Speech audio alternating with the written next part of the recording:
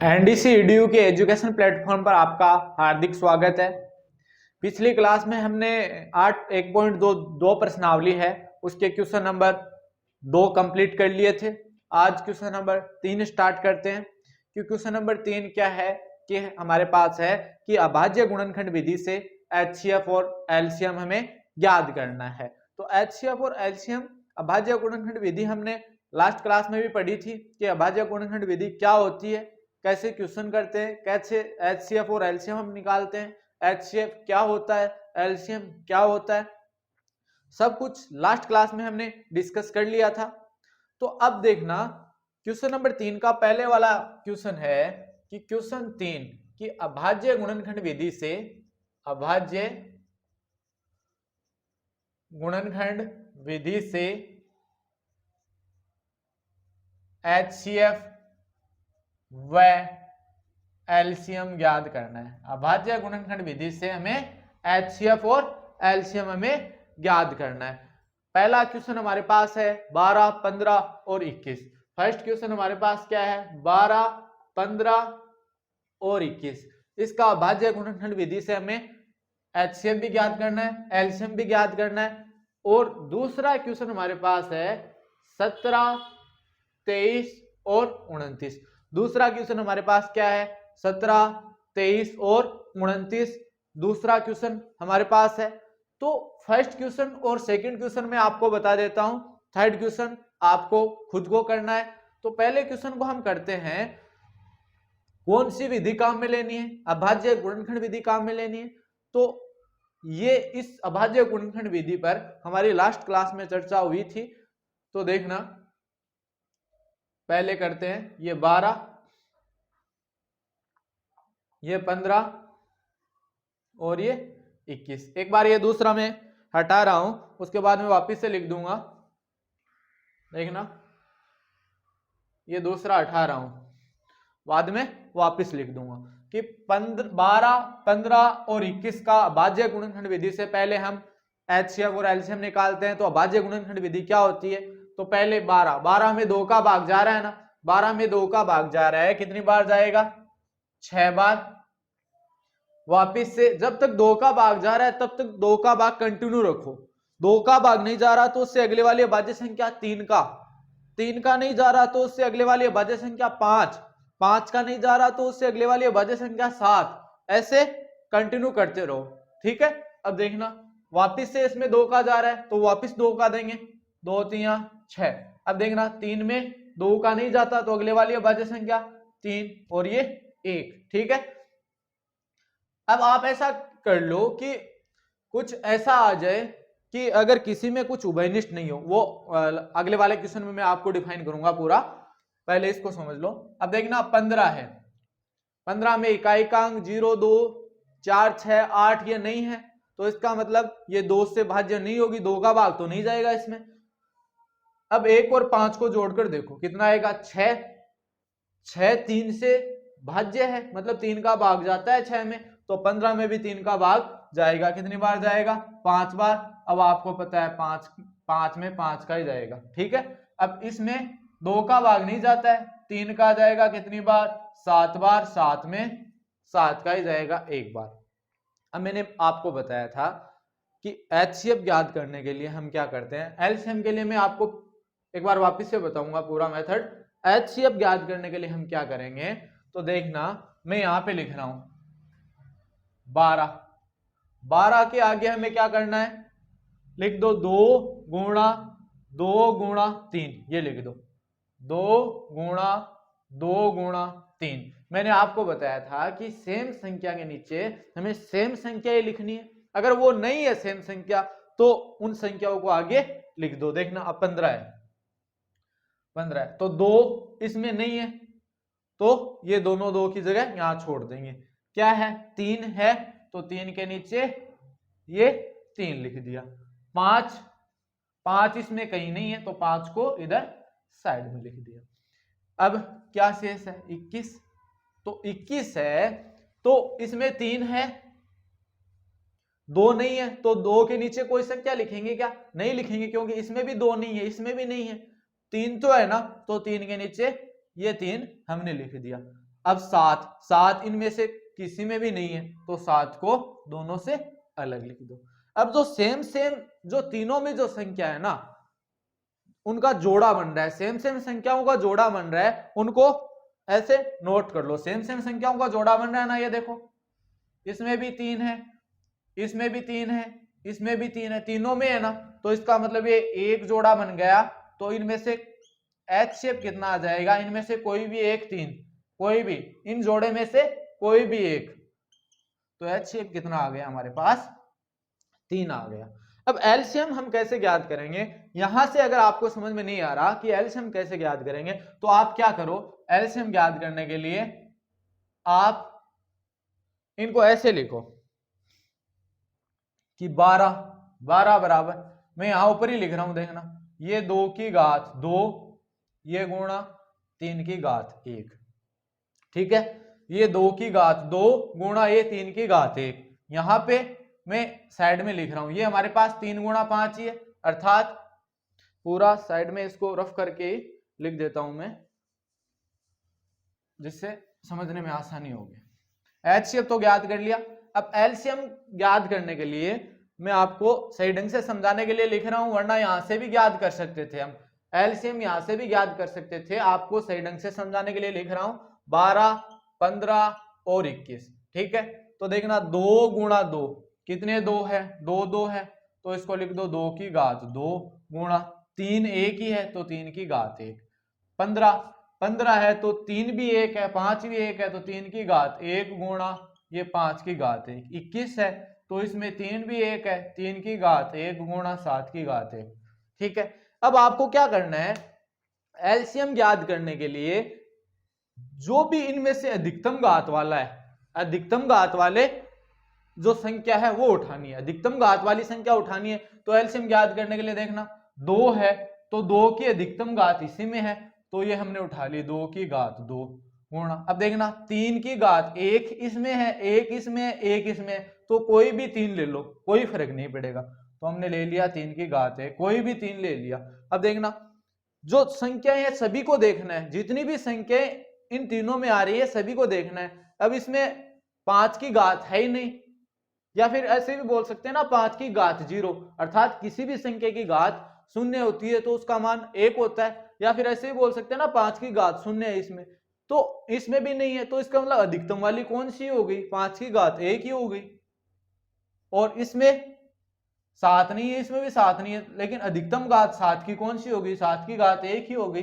अगर यहाँ 7 की घात 2 होती तो ये 7 की घात 2 हम लेते, ठीक है। एलसीएम ज्ञात करने के लिए बता रहा हूं मैं। अब 2 को 2 से गुणा किया 4, ये 3 गुणा ये 5, ये गुणा 7, 4 3 12, 12 पंजो 60, 60 को 7 से गुणा करेंगे तो एलसीएम कितना आ गया हमारे पास 420 आ गया। एलसीएम कितना आ गया 420 आ गया। देखना एचसीएफ में तो हमें क्या करना पड़ता है, सेम सेम संख्याओं के जोड़े बनाने होते हैं। और एलसीएम में हमें क्या करना होता है, एलसीएम में जो अधिकतम संख्या वाले जो घात वाली संख्याएं हैं, अधिकतम घात वाली संख्याएं हैं वो हम यहाँ पे लेते हैं। यहाँ पे देखना 2 है तो 2 की घात 2, इनमें किसी में भी नहीं है 2, तो अधिकतम ये अपने आप हो गई। 3 है इसमें भी 3 की घात 1 है, 1 है, 1 है, तो कोई भी 3 ले लो, एक कोई फर्क नहीं पड़ेगा। अगर यहाँ 3 की घात 2 होती तो हम बाद में क्या लेते, 3 की घात 2 लेते।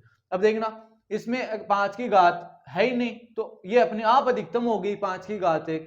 यहां अगर 5 की घात 2 होती तो 5 की घात 2 ले लेते, एक को छोड़ देते, ठीक है। समझे ना आप मेरी बात। तो हमने अभाज्य गुणनखंड विधि से एचसीएफ और एलसीएम हमने ज्ञात कर लिया। अब एक 17, 23 और 29 है, वो आप खुद ज्ञात कर सकते हो। कैसे कैसे खुद ज्ञात कर सकते हो, आपको पता है कि 17, 23 और 29 तीनों अभाज्य संख्या हैं। 17 भी अभाज्य संख्या है तो 17 में 17 का ही भाग जाएगा, 23 भी अभाज्य संख्या है तो 23 में 23 का ही भाग जाएगा, 29 भी अभाज्य संख्या है तो 29 में 29 का ही भाग जाएगा। इन तीनों में कोई भी उभयनिष्ठ नहीं आएगा, इसका मतलब इसका एचसीएफ कितना आएगा, 1 आएगा। जिनमें कोई भी उभयनिष्ठ नहीं होता है, अर्थात मैं आपको पूरा एक्सप्लेन करूं इसको तो देखना, इसको मिटा के पूरा एक्सप्लेन करता हूं कि 17, 23 और 29 का एचसीएफ 1 कैसे आएगा।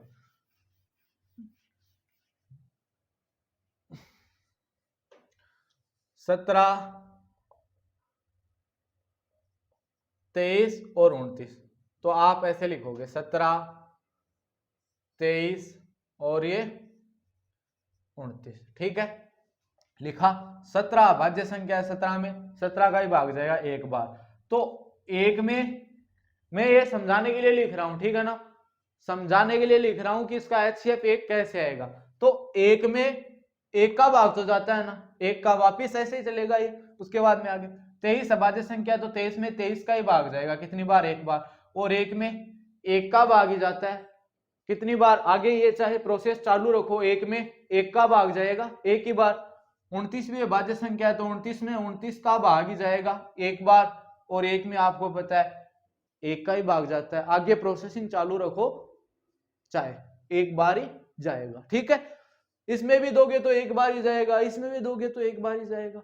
अब देखना, मैं HCF याद करने के लिए आपको ये समझाने के लिए मैं ऐसे बता रहा हूं, मैंने एक का भाग एक में HCF याद करने के लिए आपको समझाने के लिए दिया है यहाँ पे। ठीक है, तो देखना यहां से अगर हम HCF याद करेंगे तो मैं यहां लिखूं 17 बराबर क्या लिखूंगा, 17 गुणा 1, ठीक है।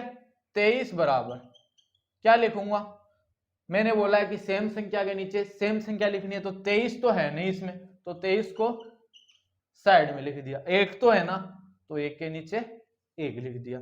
अब क्या है, 29 है, तो 29 हमारे पास है, तो इसमें भी 29 नहीं है, इसमें भी 29 नहीं है, तो 29 को हमने साइड में लिख दिया। क्या है, एक तो है ना, तो एक के नीचे एक लिख दिया। अब देखना, हमने लिख दिया, तो अब यहां से सेम संख्याओं का जोड़ा बन रहा है ना एक, अरे एक एक, इसमें भी एक है, इसमें भी एक है, इसमें भी एक है, सेम संख्याओं का जोड़ा बन रहा है ना। इसका मतलब हम यहां से अगर HCF देखना चाहें तो HCF कितना आ गया, एक आ गया। अर्थात मैं यहां से यह बोल सकता हूं ना कि जिनमें कोई भी संख्या, कोई भी अभाज्य गुणनखंड उभयनिष्ठ नहीं है, कोई भी अभाज्य गुणनखंड उभयनिष्ठ नहीं है तीनों में, तो उनका HCF क्या होता है, एक होता है। अर्थात अभाज्य संख्याओं का आपस में HCF कितना होता है, एक होता है। जैसे मैं आपको बोल लूं 5, 7 और 3 का HCF बताओ, तो 3 भी अभाज्य संख्या है, 5 भी अभाज्य संख्या है, 7 भी अभाज्य संख्या है, तो इनका HCF कितना होगा, एक होगा। 3 का, 5 का, 7 का, तीनों अभाज्य संख्याओं का HCF एक होगा। अब जैसे मैं आपको बोलूं कोई भी अभाज्य संख्या 11 है, 13 है, 19 है, तीनों अभाज्य संख्याएं हैं, तो इनका भी HCF कितना होगा, एक होगा। यही बात मैं आपको समझाना चाह रहा था यहाँ से। और वैसे आप एलसीएम आराम से ज्ञात कर सकते हो। यहाँ से कैसे ज्ञात करोगे, एलसीएम अब मैं वो लिख नहीं रहा, साइड में वैसे नहीं लिख रहा, देखना 17 की घात, इसमें भी एक ही है, इसमें 17 नहीं है, तो सभी संख्याएं देखनी है, इसमें से कोई भी एक एक, तो मैंने HCF ज्ञात करने के लिए आपको बताया था। अब देखना 17, इसमें 23 अपने आप में अधिकतम ही है 23, और ये 29, इसको आपस में अगर गुणा कर देंगे ना तो हमारे पास क्या निकल के आ जाएगा, एलसीएम निकल के आ जाएगा। ठीक है, तो देखना अब इससे अगले वाला क्वेश्चन हम करेंगे, क्वेश्चन नंबर 4। क्या है हमारे पास क्वेश्चन नंबर 4, इसको रफ कर देते हैं पहले।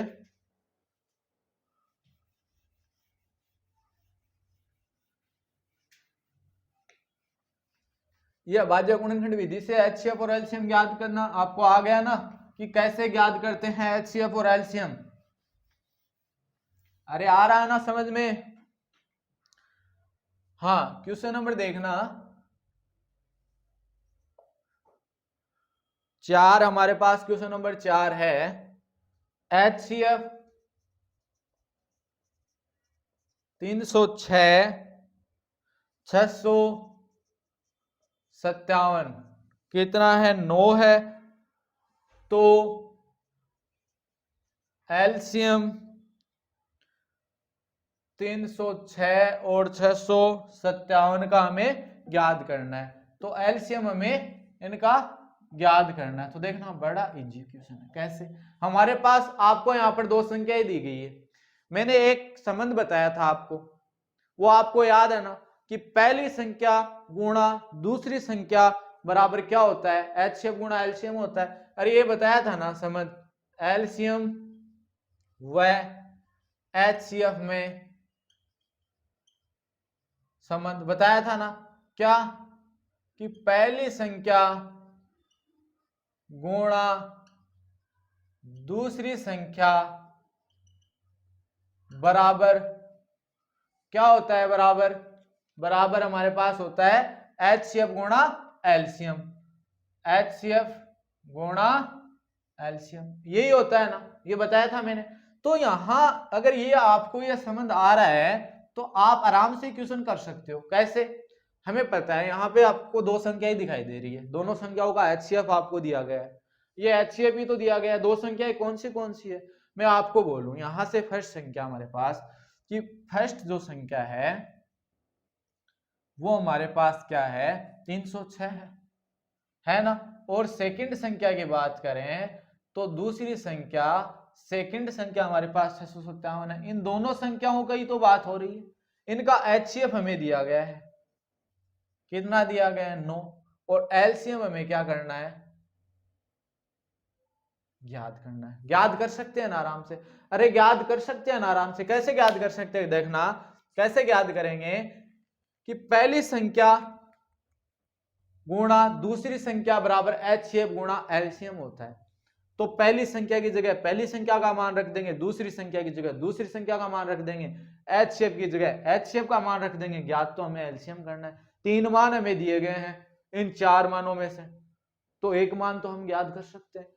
पहली संख्या की जगह हम पहली संख्या 306 गुणा दूसरी संख्या की जगह ये 657 बराबर HCF का मान 9 गुणा एलसीएम हमें ज्ञात करना है। अब ये 9 गुणा में है, जब इसका पक्षांतरण करेंगे तो इधर किस में आएगा, जब 9 गुणा में है, जब गुणा में कोई संख्या होती है जब उसको पक्षांतरण करते हैं तो वो किस में आ जाता है, भाग में, और भाग में है तो उसका पक्षांतरण करेंगे तो गुणा में, और अगर निगेटिव में है अर्थात माइनस में है तो उसका पक्षांतरण करते हैं तो प्लस में, और प्लस वाली संख्याओं का पक्षांतरण करने पर माइनस में। ठीक है, तो यहां से अगर हम देखेंगे तो एलसीएम बराबर ये 9 गुणा में इधर आके किस में हो जाएगा 306 गुणा 657 बट्टे 9, 9 का भाग लग गया। क्या इसमें पूरा 9 का भाग जाता है क्या, 9 तिया 27 बच गए 3, 9 एकम 9, 9 तिया 27 बच गए 3, 9 चौक 36 मतलब 34 बार, अर्थात एलसीएम बराबर 34 गुणा 657। अब 657 को हम किससे गुणा कर देंगे 34 से, वो हमारे पास क्या आ जाएगा, इधर देखना, वो हमारे पास क्या आ जाएगा एलसीएम। तो 657 को हम 34 से गुणा करेंगे, 28 असल की 2, 20 और 2 22 को 2 असल की 2, 24 और 2 26 गुणा 21 को 1 को असल की 2, 15 और 2 17 को 7 तो असल की 1, 18 और 1 19, 8 3 ये कितना आ गया 22,338। एक बार ये जो हमने मल्टीप्लाई किया है एक बार वापस से चेक कर लेना, 22,338 हमारे पास क्या निकल के आ गया, एलसीएम निकल के आ गया। यही इस क्वेश्चन के अंतर्गत पूछा गया था।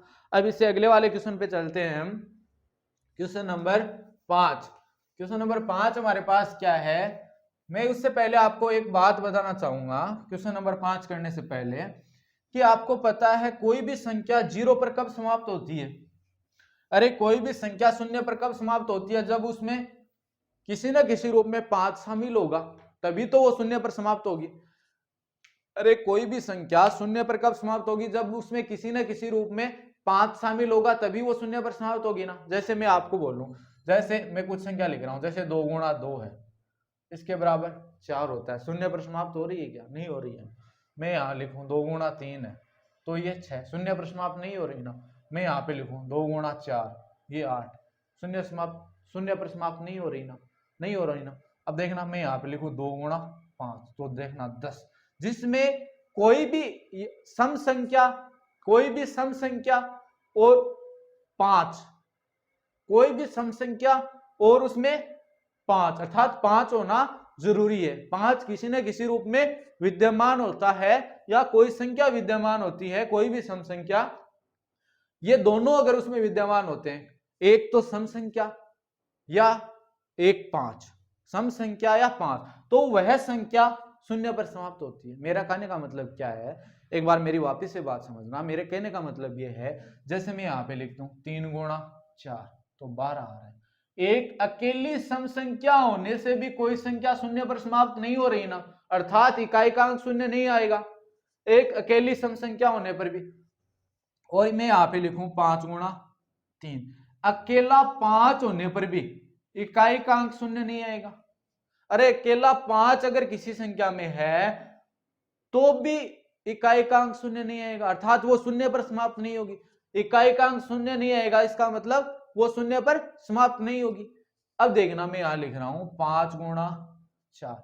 अब देखना इसमें 5 भी है, सम संख्या भी है, तो कितना आ रहा है 20 आ रहा है। अब देखना इकाई का अंक 0 आ रहा है ना, इसका मतलब ये किस पर समाप्त हो रही है, शून्य पर समाप्त हो रही है, शून्य पर समाप्त हो रही है। इसका मतलब सीधी बात ये बोल सकते हैं ना, कोई भी संख्या शून्य पर समाप्त होने के लिए उसमें एक सम संख्या और कोई 5 होना आवश्यक है। अर्थात 2 की कोई भी घात या तो n या फिर 5 की घात m, इन 2 या 5 में से, अर्थात n की जगह यहां पर 1 भी घात हो सकती है, m की जगह भी 1 घात हो सकती है, यहां 2 हो सकता है, यहां 2 हो सकता है, अर्थात 2 व 5, 2 या 5 के गुणनखंड का होना आवश्यक है, तभी वह संख्या किस पर समाप्त होगी, शून्य पर समाप्त होगी। मतलब एक बार वापस से समझना, मैं वापस से आपको समझा रहा हूं ये चीज कि मैं क्या बताना चाह रहा हूं। अभी जो अगले वाला क्वेश्चन आएगा उस पर हमारे ये चीज काम आएगी। मैं कुछ चीज लिख रहा हूं कि जैसे मैंने यहां लिखा है 3 गुणा 4 12 आ रहा है, 5 गुणा 7 35 आ रहा है, ये 2 मैंने कुछ संख्याएं लिखी है, ठीक है। अब मैं इधर लिख रहा हूं कि 2 गुणा 5 बराबर 10, 8 गुणा 5 बराबर 40 और 10 गुणा 4 बराबर भी 40। अब एक बात देखना, मैंने आपको क्या बताया कि किसी भी संख्या का शून्य पर समाप्त होने के लिए उसमें कोई एक सम संख्या, कोई भी एक सम संख्या या फिर कोई भी एक 5, कोई भी 5 का गुणज या फिर 5 का गुणज का मतलब 5 के पहाड़े में जो संख्याएं आती है वो, या फिर कोई भी सम संख्या उसमें शामिल होती है तो वह शून्य पर समाप्त होगी। मेरे कहने का मतलब यह है।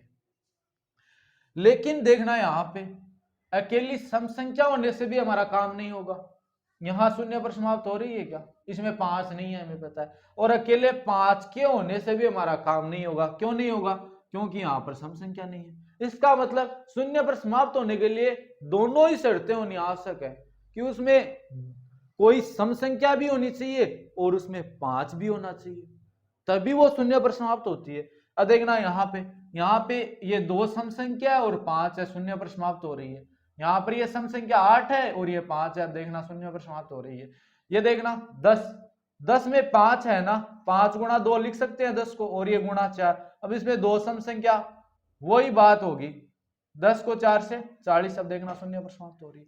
अब मैं इतनी बात समझा रहा था आपको, इतनी ही बात समझा रहा था। अगर आपको कोई संख्या दी जाए, जैसे आपको बोल दिया जाए कोई संख्या 6 है, 6 की घात कुछ भी दे दी जाए, 6 की घात मान लिया कोई n दे दिया आपको, 6 की घात n की जगह कुछ भी हो सकती है, 2 हो सकती है, 3 हो सकती है, जैसे 6 की घात 1, 6 की घात 2, 6 की घात 3, तो 6 की घात 6 होगा, 6 की घात 2 का मान 36 होगा, 6 की घात 3 का मान 216 होगा। तो यार ये कभी शून्य पर समाप्त होगी क्या, अरे कभी भी शून्य पर समाप्त होगी क्या, नहीं होगी। क्यों, क्योंकि इसमें भी इकाई का 6 आएगा, इसमें भी इकाई का अंक 6 है, इसमें भी इकाई का अंक 6 है, ऐसे चलते जाएंगे ना तो इकाई का अंक 6 ही आएगा। क्यों नहीं हो रही भैया शून्य पर समाप्त। अगर हम देखना ऐसा क्वेश्चन है, अब 6 की घात n तक, इसमें इकाई का अंक कितना ही आएगा, 6 ही आएगा। 6 की घात n तक कितनी भी पावर कर लो आप, 50 कर लो, 48 कर लो, 200 कर लो, इकाई का अंक कितना ही आएगा, 6 ही आएगा। क्यों शून्य पर समाप्त नहीं हो रही। आप इस 6 है जो 6 की घात n के बारे में पूछ रहा है, तो इस 6 के आप भाज्य गुणनखंड करो, कितने आ रहे हैं, 2 गुणा 3 आ रहे हैं, तो 2 गुणा 3 की पावर n है। अरे इसमें 5 है क्या कहीं? इसका अभाज्य गुणनखंड में कहीं 5 है क्या? नहीं है ना। मैंने क्या बोला है कि सम संख्या और जो 5 है उसका होना जरूरी है शून्य पर समाप्त होने के लिए। तो इसमें 2 तो सम संख्या तो है लेकिन उसमें 5 नहीं है, इसका मतलब तभी ये शून्य पर समाप्त नहीं हो रही। तो इस वाले क्वेश्चन में हमें कैसे लिखेंगे कि 2 की घात n गुणा 3 की घात n के रूप का है, अतः इसमें 5 का कोई भी गुणनखंड विद्यमान नहीं है, 5 का कोई भी गुणज विद्यमान नहीं है, अतः यह संख्या शून्य पर समाप्त नहीं होगी। शून्य पर समाप्त होने के लिए शर्त क्या होती है कि उसमें एक तो कोई ना कोई सम संख्या होनी चाहिए और 5 का कोई गुणज या गुणनखंड होना आवश्यक। 5 का कोई गुणज या गुणनखंड होना आवश्यक, गुणनखंड नहीं 5 का गुणज होना आवश्यक है। ठीक है, तो अगले वाला क्वेश्चन हम इसी बेस पर करेंगे। मैंने आपको पूरा इस क्वेश्चन का बेसिक बताया है, तो अब हम वो क्वेश्चन करते हैं। देखना, वो क्वेश्चन लिखूंगा मैं। इस क्वेश्चन को समझाने के लिए ही मैंने आपको ये इतनी बातें बताई है। ठीक है, देखना क्वेश्चन हमारे पास क्या है। क्वेश्चन नंबर 5, जांच कीजिए। क्या जांच करनी है? जांच कीजिए कि क्या किसी प्राकृत संख्या n के लिए, क्या किसी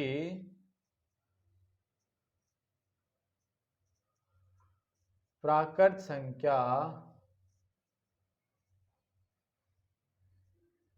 n के लिए 6 की पावर n जो अंक है, अंक शून्य पर समाप्त हो सकती है। इसके हमें जांच करनी है। मैं पूरा सत्यापन भी दे चुका हूं आपको, पूरा सत्यापन भी दे चुका हूं कि जांच कीजिए क्या किसी प्राकृत संख्या n, प्राकृत संख्या का तो आपको पता है n, प्राकृत संख्या कहां से शुरू होती है? मैंने बताया था, फर्स्ट क्लास में ही बताया था आपको, 1 2 3 4 5 6।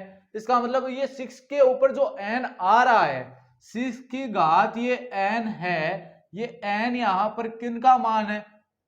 प्राकृत संख्याओं का मान है। अर्थात n की जगह क्या क्या वैल्यू हो सकती है? 1 हो सकती है, 2 हो सकती है, 3 हो सकती है, 4 हो सकती है, कुछ भी हो सकता है। तो यहां पे मैं आपको पूरा सत्यापन बता रहा हूं कि कैसे ये शून्य पर समाप्त नहीं होगी। चेक करते हैं, देखना 6 की घात n है और n यहां पर क्या है? प्राकृत संख्या है। अरे n क्या है यहाँ पर? प्राकृत संख्या है। और प्राकृत संख्याओं का मान हमारे पास क्या होता है? n बराबर 1 2 3 4, इस प्रकार अनंत तक चलती है। तो अब अगर n की जगह यहाँ 6 की घात 1 रखें तो 6 की घात 1 6 होता है। n की जगह 2 रखें, ये मान 6 की घात 2 रखें तो कितना होता है? 36 होता है। 6 की घात 3 रखें तो 216 होता है। इस प्रकार 6 की घात n तक, यानी किसी भी संख्या तक चलेंगे ना तो कितना ही आएगा? इकाइकांक 6 ही आएगा। इसका मतलब ये क्या बोल रहा है? क्या ये शून्य पर समाप्त होगी? अरे इकाइकांक अगर शून्य आता, किसी में भी शून्य पर आता तो हम बोलते जी हाँ ये शून्य पर समाप्त होगी।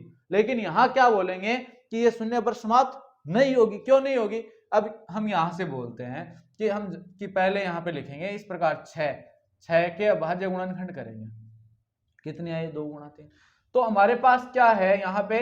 6 की पावर n है, तो 6 की जगह हम क्या लिख सकते हैं? 2 गुणा 3 की घात n लिख सकते हैं, लिख सकते हैं ना, 2 की घात 3। अब ये गुणा में ऊपर n है तो ये ऊपर अलग अलग घात चली जाएगी, 2 की घात n और 3 की घात भी है। अरे दोनों पर अलग अलग घात है ना, 2 की घात n और 3 की घात भी n, दोनों की घात n, अरे है ना, 2 की घात भी n और 3 की घात n के रूप में हमने इनको लिख दिया। इन दोनों के ऊपर ही तो घात n है ना, तो दोनों को हमने अलग अलग लिख दिया। अब इसका हम रीजन क्या लिखेंगे कि ये शून्य पर समाप्त क्यों नहीं होगी? मैंने आपको बताया है कि अभाज्य गुणनखंड में या तो 5 या 5 का गुणज होना जरूरी है या कोई सम संख्या होनी जरूरी है। तो यहां पर तो सम संख्या तो है, लेकिन इसमें 5 का कोई भी गुणज विद्यमान नहीं है, 5 या 5 का कोई भी गुणज विद्यमान नहीं है, तो यह संख्या शून्य पर समाप्त नहीं हो सकती। यहां पर हम क्या लिखेंगे कि इसके अभाज्य गुणनखंड का रूप, इसके अभाज्य गुणनखंड का रूप 2 की घात n गुणा 3 की घात n के रूप का है, जिसके 2 की घात n एवं 3 की घात n के रूप का है, जिसमें क्या 5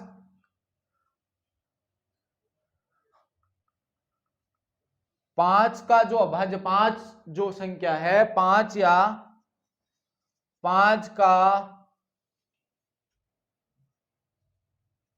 कोई भी गुणज विद्यमान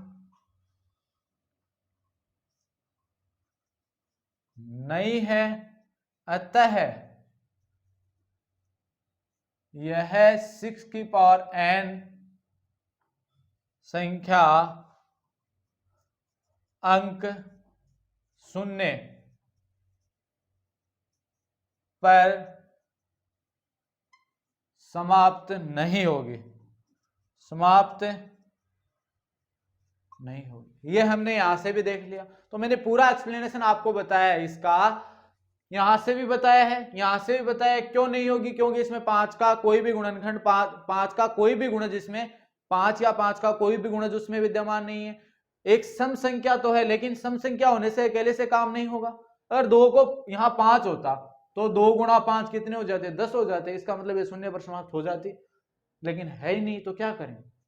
अब देखना, इससे अगले वाला क्वेश्चन करेंगे हम। अगले वाला क्वेश्चन है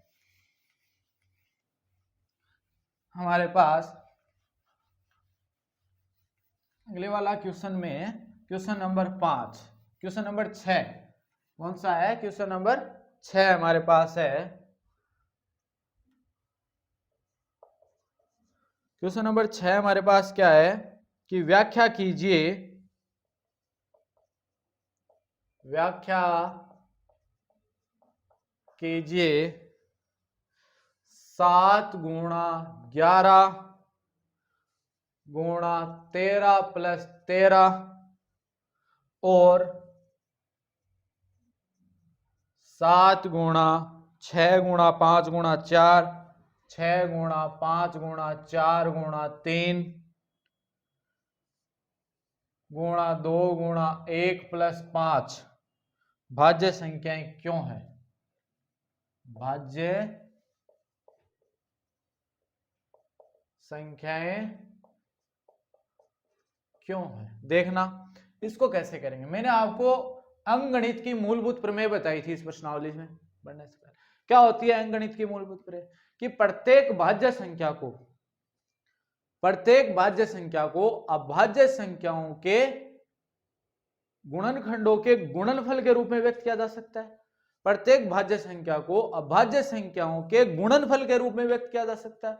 अरे बताई थी ना, प्रत्येक भाज्य संख्या, अर्थात अगर ये जो संख्याएं हैं इनको अगर हम अभाज्य संख्याओं के गुणनफल के रूप में अगर व्यक्त कर देंगे, तो यहां से हम क्या आइडिया लगा लेंगे कि ये भाज्य संख्याएं हैं। क्योंकि मैंने प्रश्नावली 1.2 में जब हमने एंटर किया था, जब हमने पढ़नी स्टार्ट की थी, जब हम यहाँ एंटर कर रहे थे, तभी मैंने बेसिक में आपको ये बताया था कि अंकगणित की मूलभूत प्रमेय क्या होती है। तो मैं यहाँ पे पहले यहाँ लिख रहा हूं आंसर में, पहले वो प्रमेय लिख रहा हूं कि अंकगणित की मूलभूत प्रमेय। उसके बाद में मैं आगे बढ़ूंगा।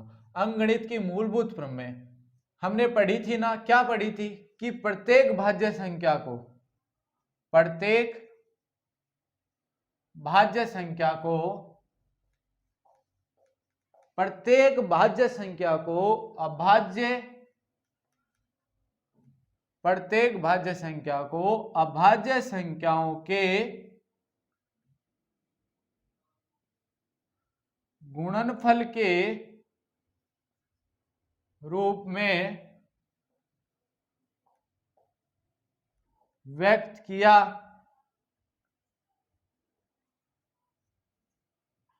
जा सकता है। अर्थात अगर हमने किसी संख्या को अगर अभाज्य संख्याओं के गुणनफल के रूप में व्यक्त कर दिया तो वह कैसी संख्या होगी? भाज्य संख्या होगी। अर्थात यहां से ऐसे बोल सकते हैं ना, कोई अगर हमारे पास संख्या है उसको अभाज्य संख्याओं के गुणनफल के रूप में अगर हमने व्यक्त कर दिया तो वो कैसी संख्या होगी? अभाज्य संख्याओं को गुणनफल के रूप में व्यक्त कर दिया तो वो कैसी संख्या होगी? हमारे पास भाज्य संख्या होगी।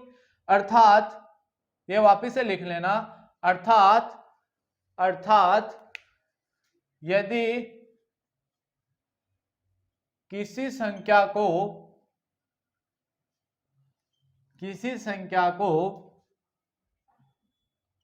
अभाज्य संख्याओं के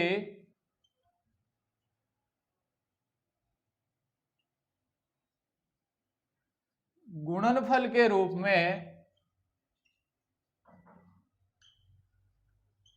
व्यक्त कर दिया तो वह संख्या कैसी होगी? तो वह संख्या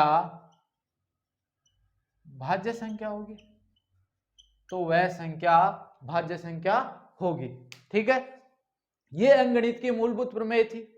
अब देखना क्वेश्चन, अगर हम ये क्वेश्चन करेंगे तो इस मूलभूत प्रमेय को मैंने आपको वापस से ये मूलभूत प्रमेय बताई है, इसको वापस रफ कर रहा हूं, क्वेश्चन करेंगे अब हम। ठीक है, तो देखना अब क्वेश्चन हमारे पास क्या है। ये है कि 7 गुणा 11 गुणा 13 प्लस 13, एक तो ये संख्या है। तो यहां से अगर हम देखें तो इन दोनों में 13 है तो 13 कॉमन ले लेते हैं। 13 कॉमन लेंगे तो इसमें से भी 13 बाहर आ गया तो क्या बचा अंदर? 7 गुणा 11। 7 गुणा 11 क्या होता है? 11 7 77 प्लस ये 13 यहां से कॉमन ले लिया, इन दोनों में से कॉमन लिया है तो इसमें से 13 बाहर आ गया, ये 13 बाहर आ गया तो यहाँ कितना बचेगा? 1 बचेगा। कॉमन लेने का मतलब क्या होता है कि इस संख्या में से 13 कॉमन लिया है तो इस संख्या में 13 का भाग देना और इस संख्या में भी 13 का भाग देना। जब इसमें 13 का भाग देंगे तो 13 से 13 कट जाएगा, 7 गुणा 11 शेष रहा, 7 को 11 से गुणा किया 77, बीच में प्लस का निशान, 13 इसमें से भी कॉमन लिया है तो 13 का 13 में भाग दिया तो 1। ठीक है, 77 1 78 और ये बीच में कोई निशान नहीं है, इसका मतलब गुणा का निशान है। 77 1 78। अब 78 और 13 को हमने गुणा किया तो देखना इनको आपस में गुणा करेंगे तो 13 8 104, वैसे गुणा कर लो। चलो मैं अपने हिसाब से, आप इनको गुणा कर लेना।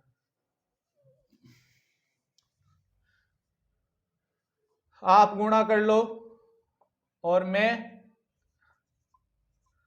24 को चौको हासिल की 2, 21 और 2 23, 4 11 को एक को हासिल की 1, 9 और 1 10, इतना ही आ रहा है क्या? 1014।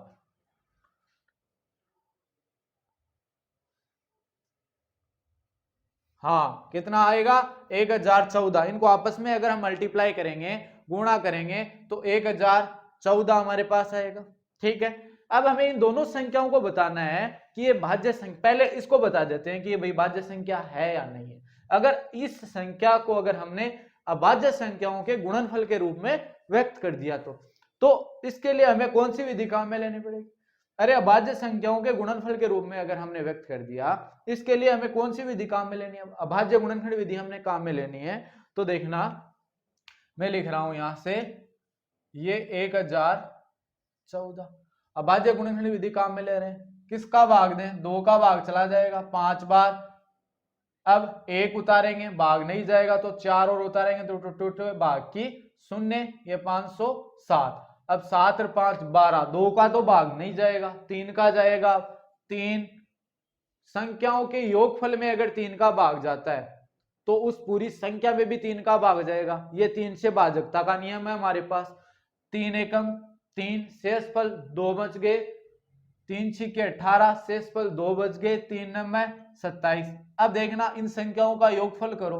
वापिस पीछे तो जाना ही नहीं, आगे बढ़ गए ना तो पीछे नहीं जाना है। 9 6 15 और 1 16। अब वापिस इसमें 3 का भाग नहीं जाएगा, क्योंकि संख्याओं के योगफल में 3 का भाग नहीं जा रहा ना, तो इसमें भी 3 का भाग नहीं जाएगा। अब अगले वाली भाज्य संख्या 5, 5 का नहीं जाएगा क्योंकि इकाई का अंक 0 या 5 नहीं है।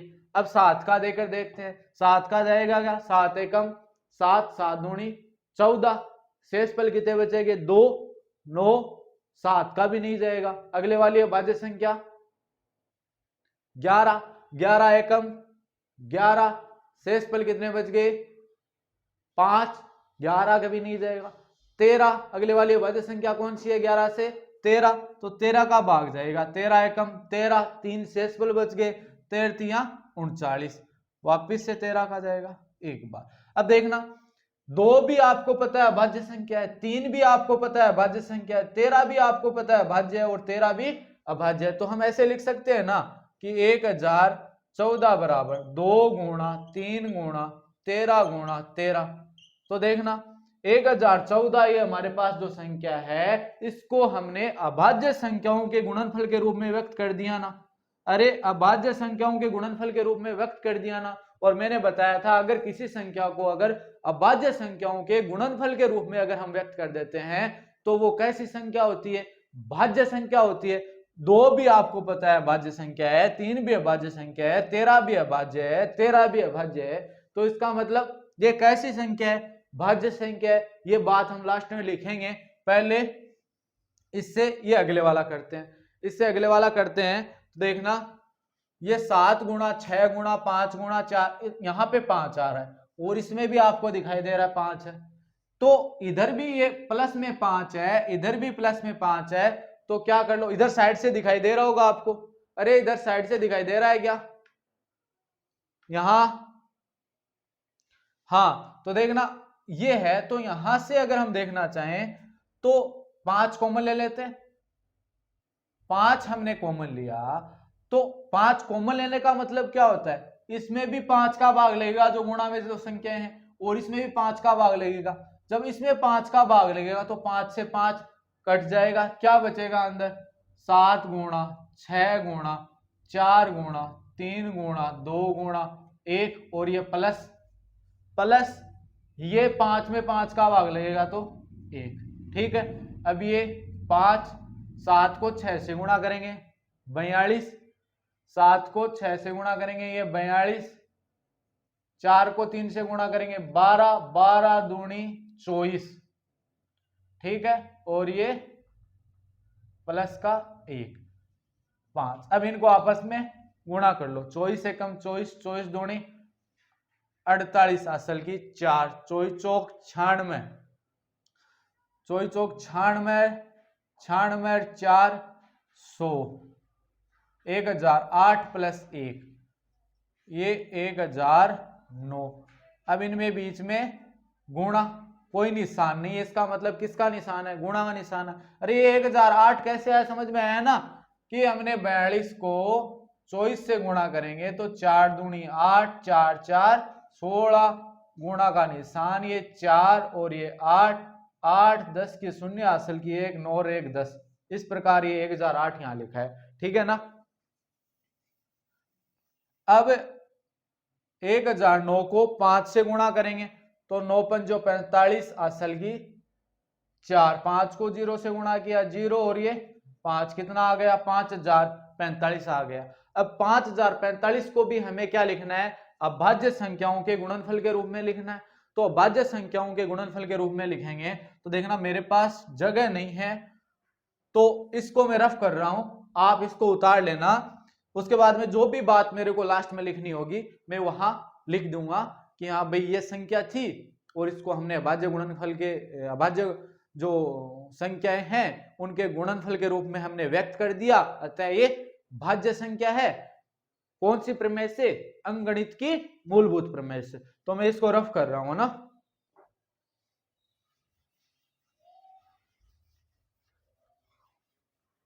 हाँ तो मैं अब ये जो है वो आगे लिख दूंगा कि अंकगणित के मूलभूत प्रमेय से हमें ये करना है, हमें ये स्पेस यहाँ चाहिए था तो मैंने यहाँ से रफ कर दिया है। अब देखना 5045, 5045 में 2 का भाग जाएगा नहीं क्योंकि इकाइकांक 0 2 4 6 8 है नहीं। 3 का भाग अगर देखते हैं जाता है क्या, 5 4 9 5 14। संख्याओं के योगफल में अगर 3 का भाग नहीं जाता है तो पूरी संख्या में भी नहीं जाता, इसका मतलब 3 का भी नहीं जाएगा, 5 का जाएगा क्योंकि इकाइकांक 0 या 5 अगर हमारे पास होता है तो उस संख्या में 5 का भाग जाता है। तो देखना इसमें 5 का भाग जाएगा, 1 0 और ये 4 उतारा तो 4 में नहीं जाएगा, 5 उतारा तो टूटे भाग की 0 और ये 9।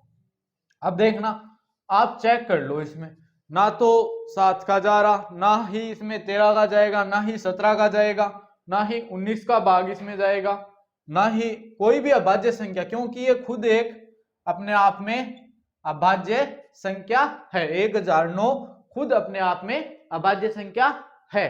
तो देखना यहां अगर मैं इसको लिखूं कि 5045 बराबर क्या लिखूंगा, 5 गुणा 1009।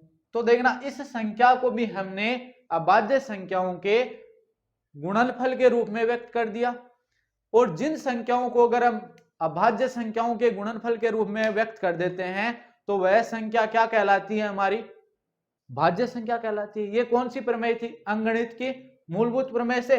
तो यहां हम लिख देंगे कि अंकगणित के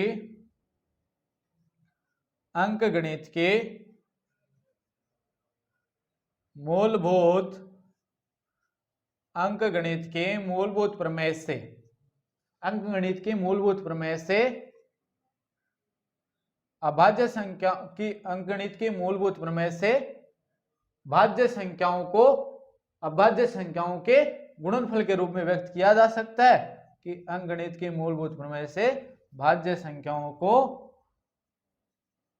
अभाज्य संख्याओं के गुणनफल के रूप में व्यक्त किया जा सकता है। अतः दी गई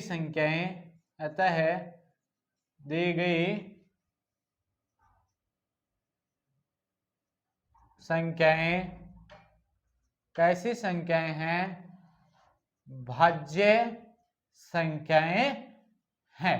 ठीक है, तो ये हमारा क्वेश्चन ये कंप्लीट हुआ। अब इससे अगले वाला क्वेश्चन नंबर 7 हम देखते हैं कि क्वेश्चन नंबर 7 हमारे पास क्या है। इसको लिख लेना, उतार लेना। ठीक है,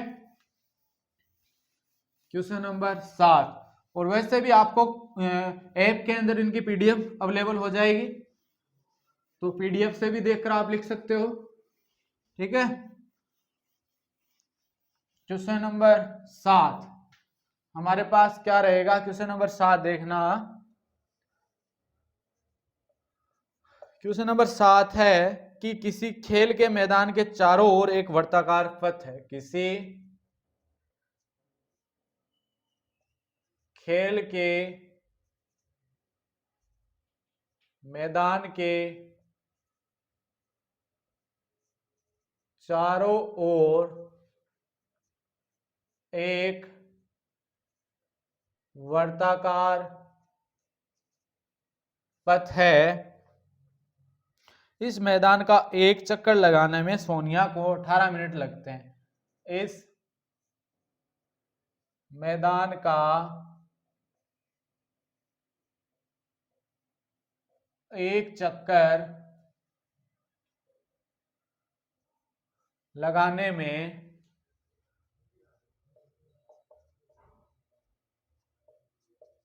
सोनिया को 18 मिनट लगते हैं। इस मैदान का एक चक्कर लगाने में सोनिया को 18 मिनट लगते हैं, जबकि इसी मैदान का एक चक्कर लगाने में रवि को 12 मिनट लगते हैं। जबकि इसी मैदान का चक्कर लगाने में रवि को 12 मिनट लगते हैं। मान लीजिए वे दोनों एक ही स्थान और एक ही समय पर चलना प्रारंभ करके, मान लीजिए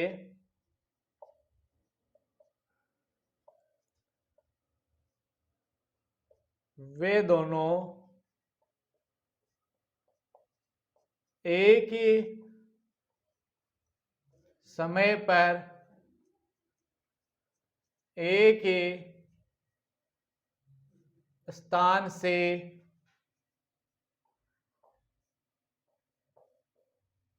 चलना प्रारंभ करके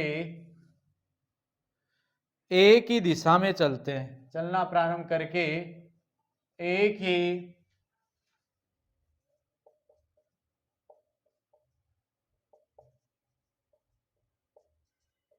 दिशा में चलते हैं, कितने समय बाद वे पुनः प्रारंभिक स्थान पर मिलेंगे। चलते हैं तो बताओ कितने समय बाद वे पुनः प्रारंभिक स्थान पर मिलेंगे। तो देखना बड़ा लंबा क्वेश्चन था। देखना इधर कि क्या बोल रहा है कि किसी खेल के मैदान के चारों ओर एक वर्ताकार पथ है जिसका एक चक्कर लगाने में सोनिया को तो 18 मिनट लगते हैं और रवि को 12 मिनट लगते हैं, और वो एक ही समय पर एक ही स्थान से एक ही दिशा में चलते हैं। तो यहां अगर ऐसा क्वेश्चन आ जाए कि एक ही समय पर, कि वे दोनों एक ही समय पर एक ही स्थान से चलना प्रारंभ करते हैं और एक ही दिशा में चलते हैं, तो इस प्रकार का क्वेश्चन आ जाए कि दोनों एक ही समय एक ही स्थान और एक ही दिशा में चलना प्रारंभ करते हैं, तो इस प्रकार के क्वेश्चन में हम क्या करते हैं, एलसीएम निकालते हैं। क्या निकालेंगे इस प्रकार के क्वेश्चन में, हम एलसीएम निकालेंगे। जो भी हमारे पास संख्याएं दी गई है 12 मिनट और 18 मिनट, इनका हम क्या निकालेंगे, एलसीएम निकालेंगे। जो एलसीएम में हमारे पास आंसर आएगा वो ही हमारे इस क्वेश्चन का आंसर होगा। ठीक है, तो ये पूछ रहा है कि वे पुनः प्रारंभिक स्थान पर कब मिलेंगे, बाद में कितने समय बाद वे पुनः प्रारंभिक स्थान पर मिलेंगे। क्या आपको क्वेश्चन में देखना है कि किसकी बात हो रही है, कि वे आपको ये वर्ड दिख जाए कि वे एक ही समय एक ही स्थान से एक ही दिशा में चलते हैं दोनों, तो वो कितने समय बाद मिलेंगे, कितने समय बाद उनका मिलन होगा।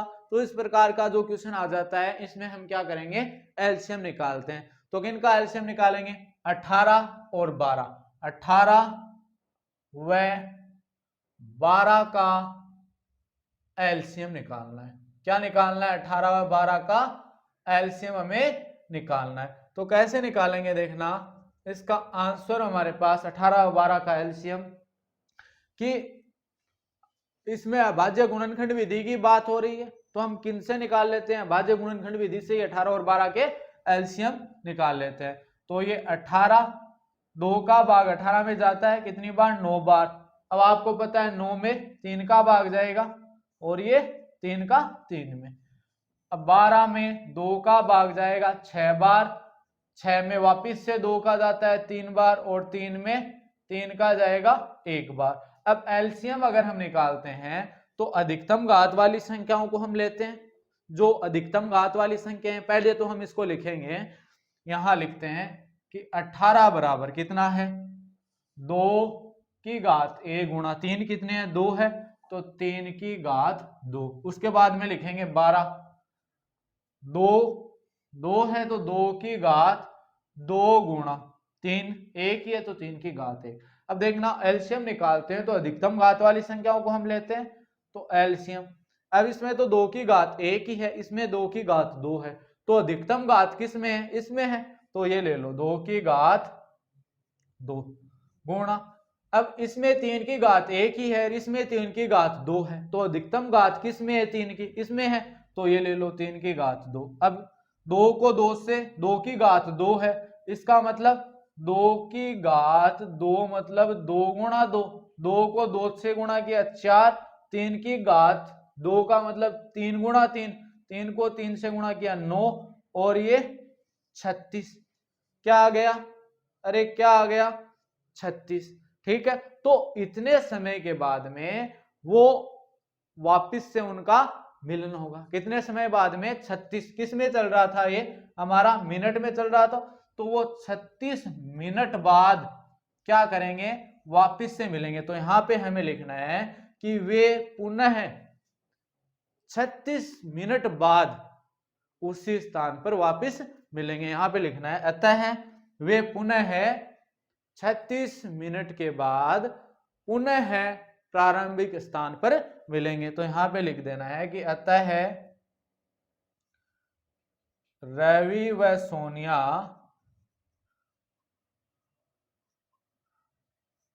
पुनः 36 मिनट बाद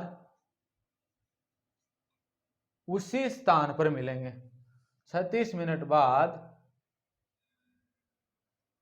मिलेंगे। ठीक है, हाँ, तो 1.2 प्रश्नावली आज हमारी कंप्लीट हुई।